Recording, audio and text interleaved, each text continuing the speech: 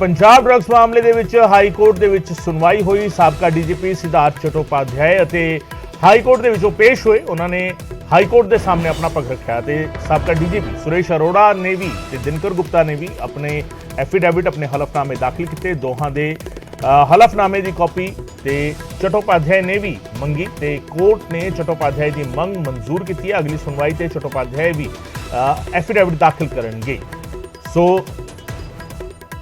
Drug मामले ते high court दे सुनवाई हुई। साबका डीजीपी चट्टोपाध्याय पेश होए थे, उन्होंने अपना पक्ष रखा। साबका डीजीपी दिनकर गुप्ता ते सुरेश अरोड़ा दोवां ने अपने हलफनामे दाखिल किए। दोवां ने अपना पक्ष रखा हलफनामे दे राही ते साबका डीजीपी चट्टोपाध्याय ने दोवां दे हलफनामे की कॉपी मंगी सी। कोर्ट ने मंग मंजूर की है ते चट्टोपाध्याय हुण अगली सुनवाई के वेले अपनी एफीडेविट दाखिल करेंगे। पंजाब और हरियाणा हाई कोर्ट में ड्रग मामले को लैके सुनवाई।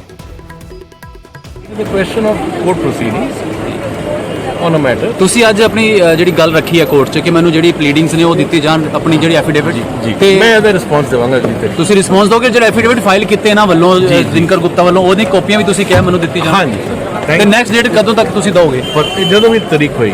ਠੀਕ। ਥੈਂਕ ਸੋ ਚਟੋਪਾਧਿਆਏ ਨੇ ਆਪਣਾ ਪੱਖ ਰੱਖ ਦਿੱਤਾ ਔਰ ਨਾਲ ਹੀ ਕਿਹਾ ਕਿ ਉਹ अपना पक्ष जिहड़ा हैगा अपना एफीडेविट जिहड़ा हैगा नैक्सट तारीख नूं दाखिल करनगे। उधर यूपी दे विच एक होर गैंगस्टर नूं ढेर कर दिता गया। गैंगस्टर अनिल दुजाना दा एनकाउंटर किया गया। यूपी दे विच इस वेले दी वड्डी खबर है। मेरठ दे विच यूपी एसटीएफ ने ढेर किया अनिल दुजाना नूं। दुजाना ते 60 तो वध केस दर्ज सन। कई मामलों दे विच फरार चल रहा सी अनिल दुजाना ते 18 मर्डर सने रंगदारी लुट खोह जमीन ते कब्जा छुड़ाना आर्म्स एक्ट ਜਿਹੇ 62 मामले दर्ज ने। मशहूर गैंगस्टर अनिल दुजाना ते उसते नेशनल सिक्योरिटी एक्ट ते गैंगस्टर एक्ट भी लग चुका है। ते गैंगस्टर सुंदर पाटी ते AK-47 नाल हमले का मुलजम है। 2012 तो जेल भी सी। जनवरी 2021 बेल ते बाहर आया सी। बुलंदशहर पुलिस ने 25,000 ते नोएडा पुलिस ने 50,000 का इनाम उसते रखा सी। पुराने केसां च पेश ना होने दे नाल अदालत ने गैर जमानती वारंट उसके खिलाफ जारी किया होया सी। ते गैंगस्टर अनिल दुजाना का एनकाउंटर किया गया। यूपी दे विच एक होर गैंगस्टर का एनकाउंटर होया। अनिल दुजाना गैंगस्टर का एनकाउंटर यूपी दे विच किया गया है ते पश्चिमी यूपी का एक वड्डा माफिया इसनूं मन्निया जांदा रहा है। अनिल दुजाना जिसका एनकाउंटर किया गया है यूपी दे विच ही और उसनूं एक पश्चिमी यूपी का वैसटर्न यूपी दे विच उसका नां चलदा सी और गाजियाबाद के बादलपुर इलाके का रहन वाला सी अनिल दुजाना। और अनिल दुजाना का एनकाउंटर किया गया यूपी दे विच। गैंगस्टर अनिल दुजाना का एनकाउंटर होया यूपी दे विच। लगातार जिस तरीके ये कार्रवाई चल रही है हुण गैंगस्टर्स के खिलाफ उसके विच एक होर कड़ी जुड़ गई है। अनिल दुजाना का एनकाउंटर किया गया यूपी दे विच। अनिल दुजाना गाजियाबाद का रहन वाला सी और अनिल दुजाना ते अज एनकाउंटर उसका किया गया है। कई मामलों में लोड़िंदा सी गैर जमानती वारंट जारी किए गए सी। ते इस दे नाल ही तुहानूं दस दईए कि यूपी एसटीएफ ने मेरठ दे विच उसनूं एनकाउंटर दे विच मार दिता। आर्म्स एक्ट ने 62 केस उसते दर्ज सीगे। NSA भी लगे हुए सी उसते ते 60 तो वध अजिहे मामले सीगे जिहड़े उसके खिलाफ दर्ज सी। तो हुण कार्रवाई करते हुए यूपी एसटीएफ ने मेरठ दे विच उसनूं ढेर कर दिता। पुलिस जी हाँ AK जैन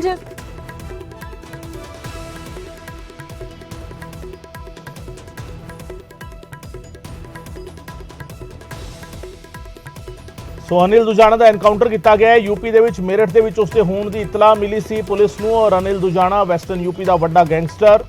यूपी एसटीएफ ने इस कार्रवाई को मेरठ के विच अंजाम दिता है। पुलिस को इतला मिली सी वो मेरठ के विच मौजूद है, किसी वड्डी वारदात को अंजाम देने की फिराक के विच है और इसे करके पुलिस ने पूरा ट्रैप रेडी किया सी, तैयारी की सी। उसनूं घेरिया गया और उसनूं मार दिता गया। एनकाउंटर दे विच मारिया गया अनिल दुजाना। मेरठ विच यूपी एसटीएफ की कार्रवाई है। कई मामलों में फरार चल रहा सी। 18 मर्डर सने रंगदारी लुट खो जमीन से कब्जा करना कब्जा छुड़ाना आर्म्स एक्ट सने 62 केस दे विच लोड़िंदा सी ਗੈਂਗਸਟਰ ਅਨਿਲ ਦੁਜਾਨਾ ਤੇ ਨੈਸ਼ਨਲ ਸਿਕਿਉਰਿਟੀ ਐਕਟ ਤੇ ਗੈਂਗਸਟਰ ਐਕਟ ਵੀ ਲੱਗ ਚੁੱਕਿਆ ਸੀ। ਸੁੰਦਰ ਪਾਟੀ ਗੈਂਗਸਟਰ ਸੀਗਾ ਜਿਸ ਤੇ AK-47 ਨਾਲ ਜਿਸ ਤੇ ਅਟੈਕ ਕੀਤਾ ਗਿਆ ਸੀ ਤੇ ਉਹ ਇਸ ਮਾਮਲੇ ਵਿੱਚ ਅਨਿਲ ਦੁਜਾਨਾ ਮੁਲਜ਼ਮ ਸੀ। 2012 ਤੋਂ ਜੇਲ੍ਹ ਦੇ ਵਿੱਚ ਸੀ। ਜਨਵਰੀ 2021 ਵਿੱਚ ਉਹ ਬੇਲ ਤੇ ਬਾਹਰ ਆਇਆ।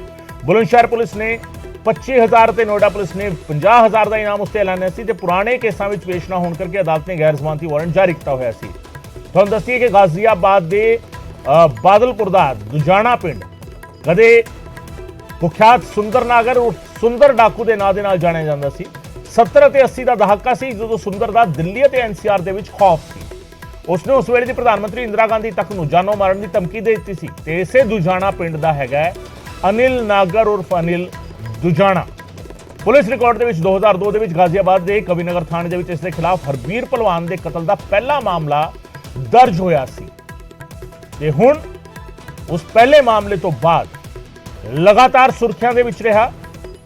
ਇਸਨੇ ਆਪਣਾ ਖੌਫ ਵਧਾਉਣਾ ਸ਼ੁਰੂ ਕੀਤਾ। 2002 ਦੇ ਵਿੱਚ ਜੁਰਮ ਦੀ ਦੁਨੀਆ ਦੇ ਵਿੱਚ ਉਸ ਦੇ ਖਿਲਾਫ ਪਹਿਲਾ ਮਾਮਲਾ ਸੀ ਔਰ ਉਸ ਤੋਂ ਬਾਅਦ ਲਗਾਤਾਰ ਉਹ ਸੁਰਖੀਆਂ ਦੇ ਵਿੱਚ ਰਿਹਾ ਤੇ ਉਸ ਤੋਂ ਬਾਅਦ ਅੱਜ ਉਸ ਦਾ ਕੰਮ ਤਮਾਮ ਕਰ ਦਿੱਤਾ ਗਿਆ। UP STF ਨੇ ਮੇਰਠ ਦੇ ਵਿੱਚ ਢੇਰ ਕਰ ਦਿੱਤਾ ਗੈਂਗਸਟਰ ਅਨਿਲ ਦੁਜਾਨਾ ਨੂੰ।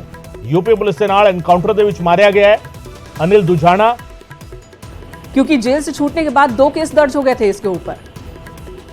ये बहुत सारी चीजें ऑपरेशनल रीजन से चीजें बहुत ज्यादा इसके बारे में बताया नहीं जा सकता, लेकिन ये लगातार जिस दिन से ये छूटा था हमारी टीमें लगी थी और विशेषकर जो हमारी ये STF है ये लगातार इसका पीछा कर रही थी। हमें अंदेशा था कि अगर ये बाहर रहेगा तो कोई न कोई बात होगी और आज जब मुठभेड़ हुई तो इसमें पुलिस को भी फायरिंग की है और इसमें जो साहसिक मुठभेड़ हुई उसमें ये हमारे टीम ने इसको मार दिया। ठीक है, आपसे ये भी जानना चाहेंगे प्रशांत जी, क्योंकि जिस प्रकार से असद का एनकाउंटर हुआ था उसके पास से इंटरनेशनल हथियार मिले थे, इसके पास से कुछ अभी हथियार बरामद हुए हैं एनकाउंटर के दौरान? अभी आपने इनिशियल रिस्पॉन्स के लिए किया, डिटेल हम आपके साथ शेयर करेंगे और इसके बाद में डिटेल प्रेस रिलीज हम जारी करेंगे। प्रशांत जी, एक और बात कही जा रही है कि अनिल दुजाना इस कोशिश में था कि निकाय चुनाव को भी प्रभावित कर सके। इस तरह के इनपुट्स स्थानीय पुलिस की ओर से दिए जा रहे थे, तो इस बारे में कुछ बता पाएंगे क्या? इस तरह के अपराधी अपना वर्चस्व बनाने के लिए सभी चीजों में लिप्त रहते हैं और स्थानीय जो चीजें रहती हैं उसमें लगातार इनका प्रभाव रहता है। तो अभी जब चीजें हम डिटेल प्रेस रिलीज जारी करेंगे उसमें सभी चीजों का उल्लेख करेंगे। जी, और कुछ इन्फॉर्मेशन मिल रही है कि कहाँ छिपा हुआ था निकलने के बाद जेल से, क्योंकि जब ये जेल से जमानत पर बाहर आया 2 अप्रैल को, स्थानीय पुलिस को जानकारी नहीं मिली थी। स्थानीय पुलिस तब से छापेमारी कर रही थी इसे पकड़ने की कोशिश और फिर STF जुड़ जाती है। कहाँ छिपा हुआ था, इस बारे में कुछ खबर है क्या? नहीं, देखिए ये सभी चीजें स्थानीय पुलिस, STF, ATS सभी आपसी समन्वय के साथ या अन्य जो एजेंसियां हैं सभी अपने समन्वय के साथ काम करती हैं। इसमें ऐसा नहीं है कि वो अलग अलग कंपार्टमेंट बना हुआ है, ऐसी चीजें नहीं रहती। और यूपी पुलिस एक यूनिट के रूप में काम करती है और सभी माफियाओं पे आपने देखा होगा कि जिस तरह से कड़ा प्रहार हो रहा है उसी की अगली कड़ी है। और उस समय भी बताया गया था, मैं आगे भी बताना चाहूँगा कि माफियाओं के विरुद्ध शासन की जो नीति है और कड़ी कार्रवाई ऐसे ही आगे जारी है। प्रशांत जी, वाकई एक के बाद एक कई कामयाबियां आपकी झोली में आ रही हैं। इसके बारे में, दुजाना के बारे में हमारे दर्शकों को बताइए कि कितना खतरनाक था। 62 से ज्यादा ये तो नंबर है कि मामले दर्ज थे, लेकिन किस किस तरह की वारदात में ये इन्वॉल्व था? ये तो सभी तरह की कॉन्ट्रैक्ट किलिंग करता था। सबसे बड़ी बात तो इसके साथ यही थी कि एक कॉन्ट्रैक्ट किलर था और बहुत ही शातिर अपराधी था। पश्चिमी उत्तर प्रदेश का ये नॉन माफिया था और इंटरस्टेट घटनाएं भी किया करता था। प्रशांत जी, आपकी खुद डायरेक्ट बात हुई क्या STF की उस टीम से जिन्होंने इस एनकाउंटर को अंजाम दिया? नहीं, हमारे सभी बहादुर साथी अपने मौके पर हैं और हमारी STF के जो प्रमुख हैं ADG उन्होंने ये बात बताई है और अभी सभी चीजें हम प्रेस के साथ डिटेल शेयर करेंगे। जी, प्रशांत जी हमारे साथ बने रहें। अनुपम मिश्रा भी, हमारे सहयोगी भी इस वक्त हमारे साथ जुड़े हुए हैं। अनुपम सवाल कीजिए अब अपना। बिल्कुल मेनका जी, मैं प्रशांत जी से पूछना चाहता हूं। प्रशांत जी, जयचंद मर्डर केस में जो गवाह है, उनकी पत्नी है संगीता, उनको धमकी दी गई थी, जिसके बाद लगातार एसटीएफ ने इस पूरे मामले का संज्ञान लिया। आपकी नोएडा की स्पेशल विंग ने इस पूरी चीज को लिया और लगातार अनिल दुजाना की तलाश शुरू की गई और उसके बाद कई जगहों पर छापेमारी भी की गई। पिछले 7-8 दिन से लगातार ये छापेमारी कई जगहों पर जारी थी। फिलहाल उनकी पत्नी और संगीता की क्या सुरक्षा व्यवस्था बढ़ाई गई है, क्या आश्वस्त करेंगे आप? अनुपम जी, ये जो गैंगस्टर था, इसको 2 अभियोगों में पहले भी सजा हो चुकी है। ये हम लोगों ने जब इसकी चिन्हीकरण करके कार्रवाई शुरू की तो प्रॉपर तरीके से गवाह पेश किए गए और उनको सुरक्षा दी गई, जिसमें 2 मामलों में इनको सजा भी हुई थी और अभी हाल में ही ये छूटा था। और आगे भी अगर कोई किसी को धमकी मिली है तो हम विटनेस प्रोटेक्शन एक्ट के तहत जो माननीय सर्वोच्च न्यायालय के निर्देश हैं उसका अनुपालन करेंगे और सभी गवाहों को सुरक्षा देंगे।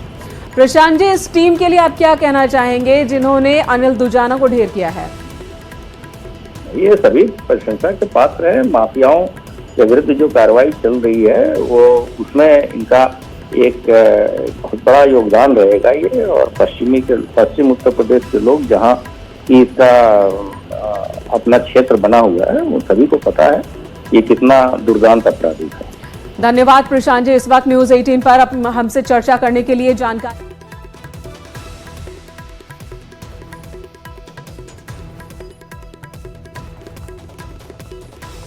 यूपी पुलिस से DG law and order, special DG law and order Prashant Kumar की आवाज तुम सुन रहे थे और नेटवर्क की ताकत भी समझ रहे थे। न्यूज 18 नेटवर्क के नाल गल कर रहे थे। यूपी पुलिस से special DG law and order Prashant Kumar, जिन्हां दी टीम एसटीएफ की टीम और जिस टीम का अज स्थापना दिहाड़ा दस्या जा रहा है कि यूपी एसटीएफ अज के दिन ही स्थापित की गई थी और उस टीम ने अपने आप को अज अपने स्थापना दिहाड़े के मौके, जिसनों अंग्रेजी में कहा जाता है वन मोर फैदर इन कैप, अपने ना दे नाल एक होर सितारा जड़ लिया और अनिल दुजाना जिहड़ा मशहूर जिहड़ा कुख्यात गैंगस्टर सी, 62 के करीब मामले, और 62 के करीब मामले कोई आम मामले नहीं सन। इसके विच रंगदारी, कतल की कोशिश, जमीन ते कब्जा करना, कब्जे छुड़ाना, इस तरीके के अनेकानेक मामले दर्ज सीगे और उसनों अज मार मुकाया यूपी एसटीएफ ने।